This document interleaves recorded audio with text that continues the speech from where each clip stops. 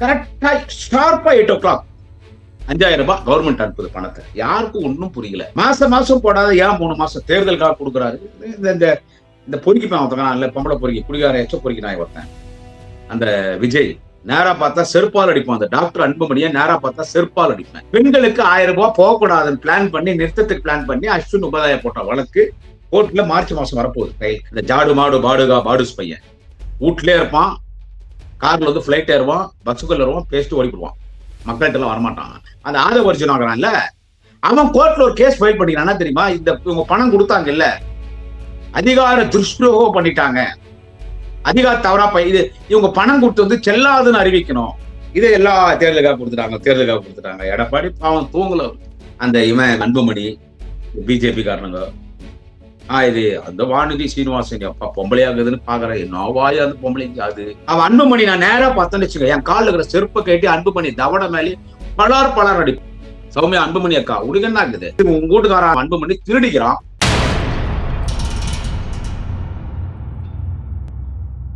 அவன் அன்புமணி சொல்றாள் அவ்வளவுதான் 2 மாசம் இனி வராது, 2 மாசம் இனி ஆட்சிக்கே வராது. முன்னே உன் பொண்ணுகளுக்கு வச்சு அவன் பொண்ணும் ஜெயிக்காட்டே அன்புமணி எத்தனை தொகுதியில் அடிக்கிறியோ அத்தனை தொகுதியில நாங்க சிறப்பா கவனம் செலுத்தோம்.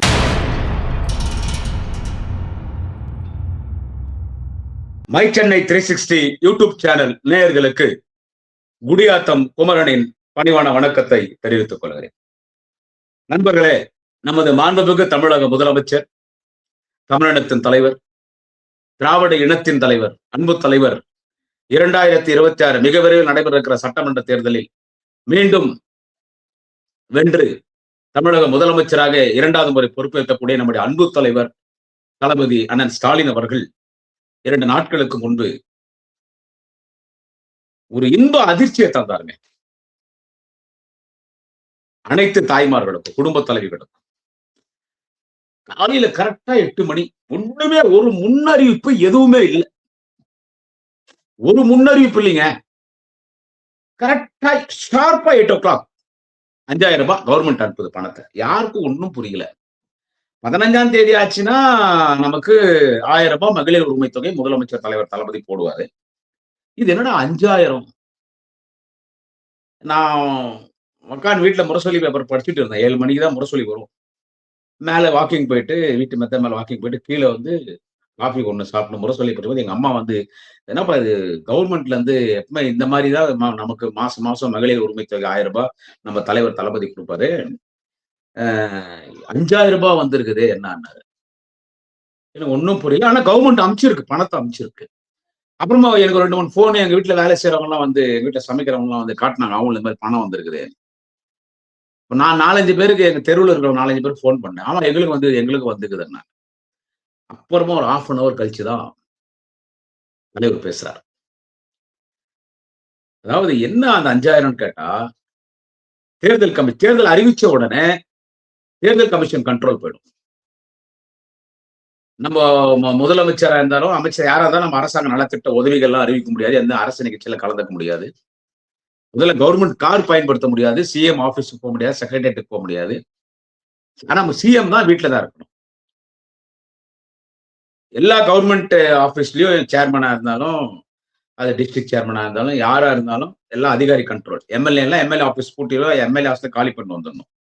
தேர்தல் கமிஷன் கண்ட்ரோல் போயிடும். தேர்தல் கமிஷன் ஒரு 15 வருஷத்துக்கு முன்னால தேர்தல் கமிஷன்னா அது எந்த அரசாங்கத்துக்கும் சம்பந்தப்படாம, எந்த ஆளுங்கட்சிக்கும் அதுக்கு எந்த சம்பந்தம் இல்லாம அவங்க தன்னிச்சா செயல்படுவாங்க. தேர்தல் கமிஷன், அமலாக்கத்துறை, ஐடி, இடி, என்ன கோர்ட்டு எல்லாமே, அதுக்கும் அரசாங்கத்துக்கும் சம்பந்தமே இருக்காது. ஆனா இப்போ இருக்கிற தேர்தல் கமிஷனா இருந்தாலும், சிபிஐ இருந்தாலும், அமலாக்கத்துறையா இருந்தாலும், அந்த இடி, ஐடி, நீதிமன்றமும் சேர்த்து சொல்றேன், பாவம் சும்மா சொல்றாங்க, நீதிபதிகள் விஷயத்தெல்லாம் தலையிடுறாங்க. அது ஏற்கனவே 2 வருஷம் முன்னாள் நீதிபதிகள் வருத்தம் தெரிவிச்சு பேட்டி கொடுத்தாங்க. எங்களுடைய நிர்வாகத்துல எங்களுடைய தீர்ப்புலையும் தலையிடுறாங்களே. அதுதான் RSS பேச்சு. அவன் ஒரு பிளான் வச்சிருந்தான், இதை நிறுத்தணும். 5,000 கொடுத்துட்டாரு, எல்லாரும் சந்தோஷம், பெண்கள் எல்லாம் ரொம்ப சந்தோஷமா இருக்கிறாங்க.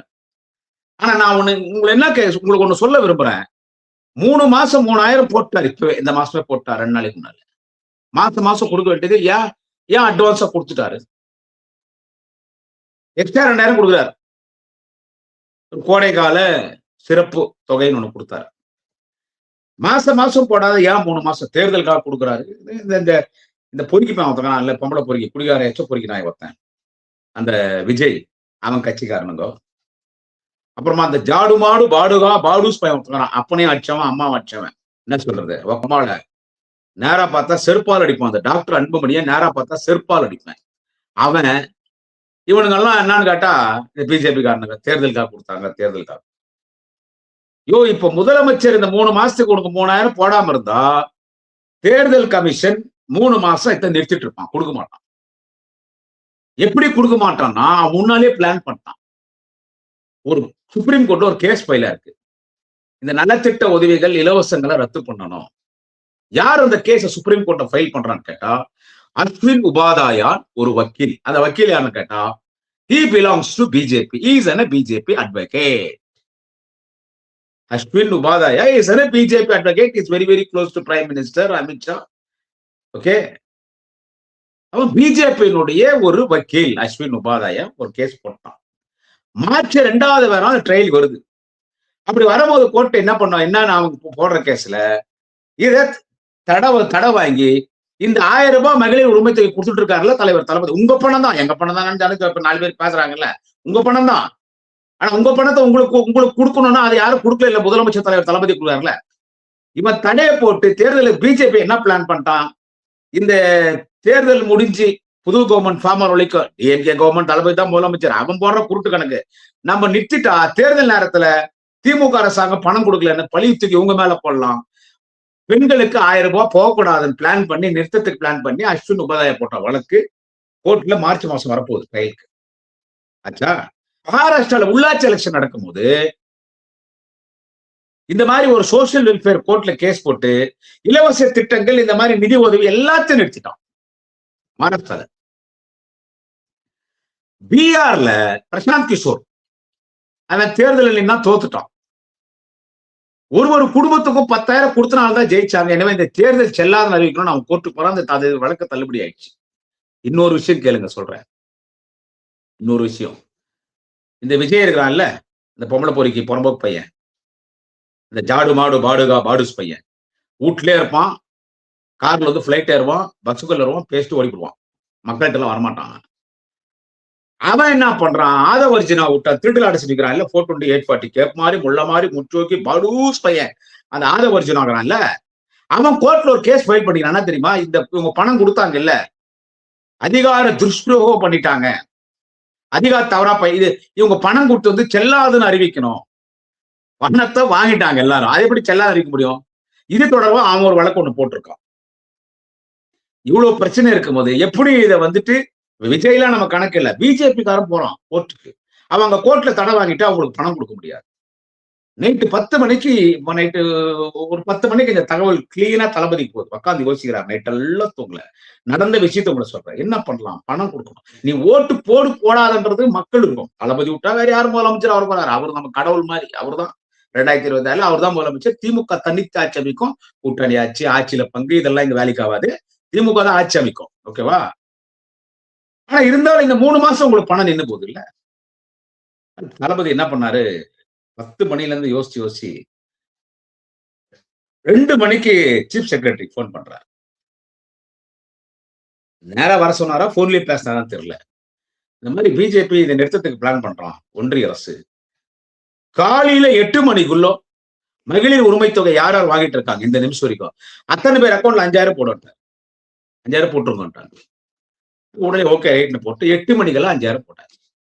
2000 3000 மகளிர் உரிமை தொகையா, 2000 என்னன்னு கேட்டீங்கன்னா கோடைக்கால சிறப்பு தொகை. இதை எல்லா தேர்தலுக்காக கொடுத்துட்டாங்க. எடப்பாடி பாவம் தூங்கல,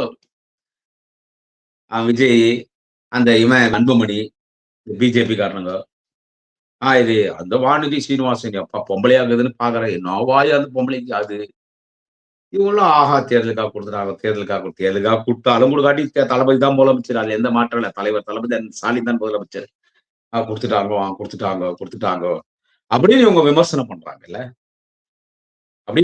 பண்றாங்கல்ல. தலைவர் இதை வந்து கொடுக்காம இருந்திருந்தா உங்களுக்கு பணம் வந்திருக்காரு. அதெல்லாம் கோடைகால சிறப்பு நிதி 2000 இதுவரைக்கும் கொடுக்க ஓட்டுக்கு பணம் தரீங்களா? ஐயோ படுஸ், இப்ப மகளிர் சிறப்பு தொகையை அறிவிச்சோம். அந்த மாதிரி இப்ப கோடைக்கால சிறப்பு தொகைன்னு அறிவிச்சுதான் இனிமே வருஷம் வருஷம் அதை கொடுப்பாரு. என்ன கோடைக்கால சிறப்பு தொகை? எதுக்கு 2000? வசதியாகிறவன் வாழ்க்கை வேற, வசதி இல்லாதவன் என்ன? அவங்களுதான் வசதி இல்லாதவங்க தான் 1000 ரூபாய் கொடுக்குறது. கோடீஸ்வரர் லட்சாதீஸ்வரர் வாங்கி அதை என்ன பண்ண போறான்? அவனுக்கு ஒரு பணம் அது இல்லாதப்பட்டவங்க கொடுக்கும்போது கோடைக்கால வெப்ப தொகை என்ன 2000? ஆமா, வெயிலா இருக்கும், அனலா இருக்கும், உடம்பு சூடாயிடும். நல்ல ஒரு ஜூஸ் வாங்கி குடி, நல்ல பழங்கள் வாங்கி ஜூஸ் போட்டு குடி, நல்ல ஜில்லுன்னு மோர் சாப்பிடு, தர்பூஸ் பழம் வாங்கி அரைஞ்சி ஃப்ரிட்ஜில் வச்சு சாப்பிடு. வீட்டுல ஃப்ரிட்ஜ் இருந்தா ஃப்ரிட்ஜில் வச்சு சாப்பிடு. முலாம்பழம் சாப்பிடு, சர்க்கரை போட்டு சாப்பிடு. சர்க்கரை வியாதி இருந்தா சர்க்கரை இல்லாம ஐஸ் போட்டு சாப்பிடு. நல்ல சில்லுன்னு மோர் குடி, ஐஸ்கிரீம் சாப்பிடு, சில்லுன்னு சாப்பிடு. அதுக்குத்தான் 2000. அதுக்குத்தான் 2000. இது ஏன் கொடுக்குறீங்க அப்படின்னு இவங்க பேசுறாங்கல்ல, அவங்களுக்கு சொல்றேன். இதுல நாங்க உங்களை கேட்டோமா? இந்த பொறிக்கு பையன், இந்த பொம்பளை பொறிக்கிறான்ல குடிகாரன் விஜய், அவன் அன்புமணி, அவன் அன்புமணி நான் நேரா பார்த்தேன்னு வச்சுக்கோ, என் காலில் இருக்கிற செருப்பை கேட்டு அன்புமணி தவண மேலே பலார் அடிப்போம். அன்புமணி இவனுக்கு கட்சி பெண்களை வச்சு யூடியூப்ல பேச வைக்கிறோம். நாங்க கேட்டோமா? தேர்தலுக்காக விடுங்க, நாங்க கேட்டோமா? இப்போ இந்த யூடியூப்லயே பேசுனாங்க இல்ல அந்த சகோதரிகள், அவங்க அன்புமணி பாமக இருக்கட்டும், பிஜேபியா இருக்கட்டும், அவன் விஜய் கட்சியா இருக்கட்டும், என்ன சொல்றது, ஏடிஎம்கேவா இருக்கட்டும், யாரா இருக்கட்டும், ஆனா நாங்க கேட்டோமான்னு பேசினாங்களே, அவங்களுக்கு மட்டும் இந்த பதிவு, அவங்களுக்கு மட்டும். பேச வச்சவனுக்கும் இந்த பேச வச்ச பாடூஸ் பசங்களுக்கும் இந்த பதிவு, பேசின அந்த பெண்களுக்கும் இந்த பதிவு. என்னன்னு கேட்டா, உனக்கு 5000 வந்துருச்சு வேணாம் இல்ல, திருப்பி முதலமைச்சர் நிவாரண நிதிக்கு அந்த பணத்தை அமுச்சிடு.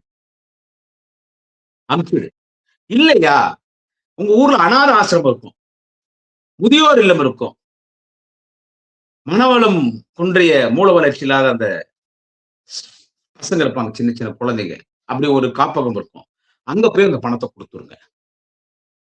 இல்ல உனக்கு சாமி பக்தி நிறைய இருந்துச்சுன்னா கோயில் உண்டியில போறதை விட நான் சொல்றேன் இப்படி எல்லாம் கொடுத்துருங்க.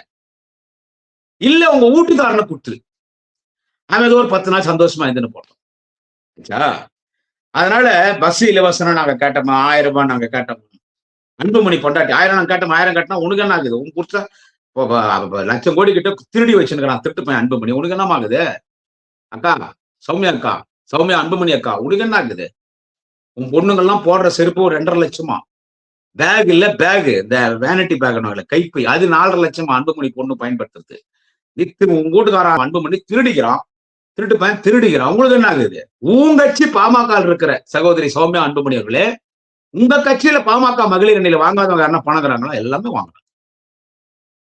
வாங்குறாங்க. அதனால தளபதி முதலமைச்சராக உறுதியாயிடுச்சு. இதுல இந்த 5000 கொடுத்தது எல்லாருக்கும். திருப்பத்தூர் வந்தாரு, 2 நாளைக்கு முன்னாடி திருப்பத்தூர் வந்தாரு. இந்த வாக்காளர் முகவர்கள் பிஎல்ஏ, பிஏ, அந்த பிஎல்சி, உங்களுடைய வாக்காளர் முகவர்களுடைய கூட்டம் நடந்துச்சு. 1.5 லட்சம் பேர் அந்த கூட்டம் திருப்பத்தூர்ல. மாண்புமிகு அமைச்சர் அருணையன் செல்வம், அருணை மாநகரத்தின் அருணையாளர் நான் ஏவா வேலு அவர்கள் அந்த நிகழ்ச்சி, அவர்தான் எங்களுக்கு தேர்தல் பொறுப்பாளர், அவர் நடத்தின நிகழ்ச்சிங்க. அந்த நிகழ்ச்சியில தளபதி ரொம்ப பவரா பேசினார். அந்த மாதிரி தளபதி பேசி நான் பார்த்தது இல்லை. அதுல தளபதி திருப்பத்தூர் ஐபியில இருந்து ஜோலார்பேட்டை வழியா அந்த ஏலகிரி மலைக்கீழ போட்டிருந்த அந்த பொதுக்கூட்டத்துக்கு மாநாடுக்கு வராரு. பெண்கள் எல்லாம் வரவேற்பு கொடுக்கும்போது அதுல ஒரு வீட்டுக்கு போறாரு, எல்லாத்தையும் பேசுறீங்க பாருங்க. அங்க வரும்போது வழியில ஒரு வயதான தாய் தளபதி காலில் விழுறாங்க. அவர் தளபதி எந்திரிச்சுக்குமா, நீங்க எங்க அம்மா வயசு, எங்க அம்மா மாதிரி நீங்க அந்த கால் விழுட்டாதுன்னா, இல்ல ராசா உடம்பு சரியில்லை, 2000 ரூபாய் தேவைப்பட்டுச்சு, ஏன்னா ஹாஸ்பிட்டல்ல காஸ்ட்லி மருந்து தான் இதுக்கு வாங்கணும்னு சொல்லிட்டாங்க. மெடிக்கல் ஷாப் தான் போனோம், யாருமே இல்லை, பெத்த பிள்ளைங்கள்லாம் கை விட்டாங்க, அனாதையா தான் இருக்கிறேன், ஏதோ கூலி வேலை செஞ்சுன்னு இருக்கிறேன். 2000 எனக்கு பெரிய விஷயம். மாசம் 1000 ரூபாய் வருது. உடனே 5000 பார்த்த உடனே எனக்கு ஒண்ணுமே முடியல, போய் மருந்து வாங்கிட்டு வந்துட்டேன். இன்னும் 3000 நான் என்ன பண்றதுன்னு எனக்கு தெரியலன்றாங்க. ஏதாவது 3000 என்ன பண்றதுன்னு தெரியலன்றாங்க. நம்ம ஒரு அரை மணி நேரம் 3000 காலி பண்ணிடுவாங்க. 3000 என்ன பண்ணுறது ராஜா? மகாராஜா நீதான் என்னைக்குமே தமிழ்நாடு முதலமைச்சர், உங்ககிட்ட 1000 வாங்கினானே எவ்வளவோ வாங்கி சாப்பிட்டுக்கிறேன். திமுக ஆட்சி வரும் போதெல்லாம் இது வரைக்கும் நான் ரெட்டலைக்கு தான் ஓட்டு போட்டுக்கிறேன் ராசா. இனி நான் என் சந்ததி எல்லாமே இனிமே நாங்க உனக்கு திமுக தான் ஓட்டு போடுவோம்னு சொல்லி பெண்கள் அவ்வளவு மகிழ்ச்சி. போகும்போது வந்தே பாரத்ல போறார், மக்களோடும் மக்களா போறார் தளபதி. இப்போ தளபதி பத்தி எல்லாம் பேசுறான் இல்ல, என்ன சொல்றது, விஜய்க்கு நல்ல குடிகார பொறிக்கினாயே, அவனை நேரா பார்த்தா செருப்பு அடி பண்றான் அவங்க அம்மால. நீ விஜய் முதலமைச்சரை பத்தி பேசுற, நீ வீட்டுல பனி ஒரு பங்களால தண்ணி போடணும்னு வாழ்றவன். எங்கன்னா வெளியே வரணும்னா 6 கோடி 7 கோடி ரூபாய் கார்ல வர, அப்படியே ஏர்போர்ட்டுக்குள்ள தனி பிளைட்ல வர, அந்த பஸ்ல ஏறிக்கிற, பஸ் மேல ஏறி பொய்யா பேசுற, எவனா எழுதி கொடுத்துருந்து பனி ஒரு பங்களாக்கு போயிடுற. நீ மக்களோட எப்படின்னா கந்திரடா, மக்களை பாக்குறடா, நீ வெள்ள பாதிக்கப்பட்ட பகுதிக்கு நீ வரல. ஏன்னு கேட்டா கூட்டம் போயிடும். அப்புறம் கட்சி ஆரம்பிச்ச. ஆனா என் தலைவன் தளபதி தலைவர் ஸ்டாலின் அவர்கள் வந்தே பாரத் ட்ரெயின்ல வராரு. இந்த ட்ரெயின்ல சிஎம் வர போறாருன்னு யாருக்குமே தெரியாது. ஜோலார்பேட்டையில சிஎம் ஏறாரு. ஜோலார்பேட்ல சிஎம் ஏறின உடனே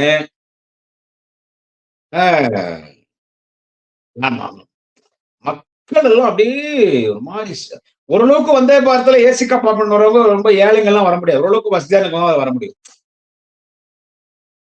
அதாவது ஒரு மிடில் கிளாஸ் வருமானது இருக்காது. ஓரளவுக்கு வசதியா இருக்கவங்க வர முடியும்.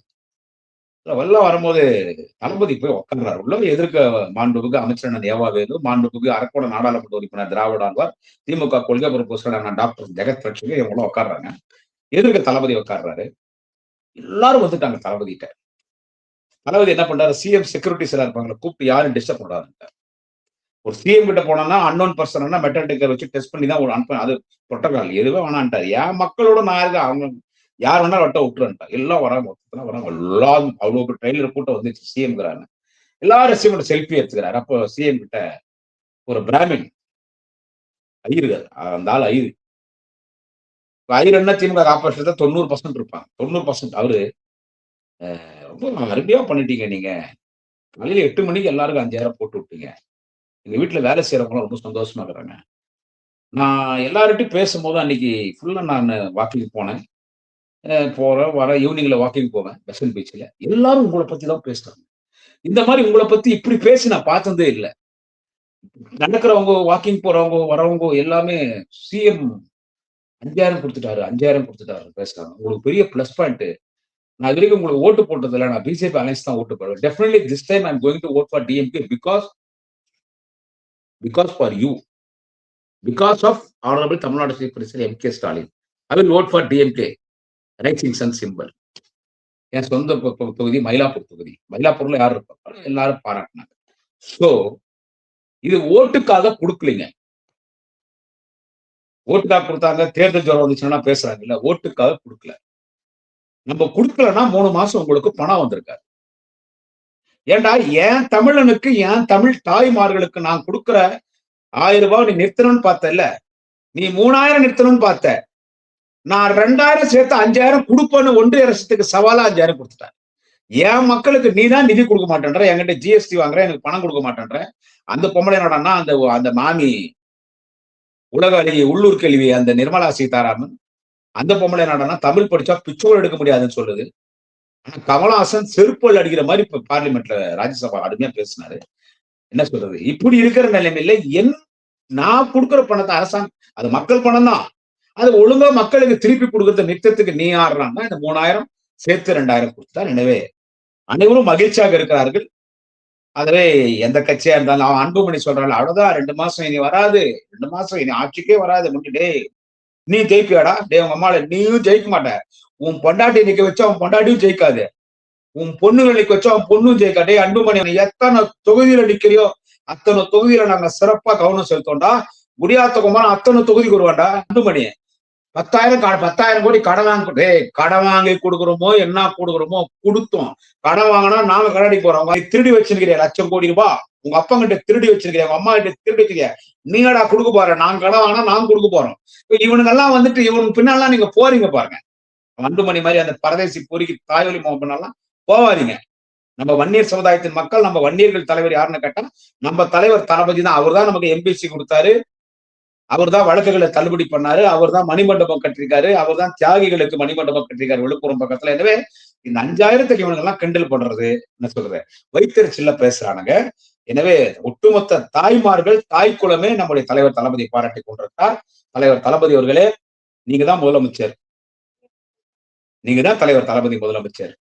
நல்லதே நடக்கும். 2026 நாம் தலைவர் தளபதி மீண்டும் முதலமைச்சர்.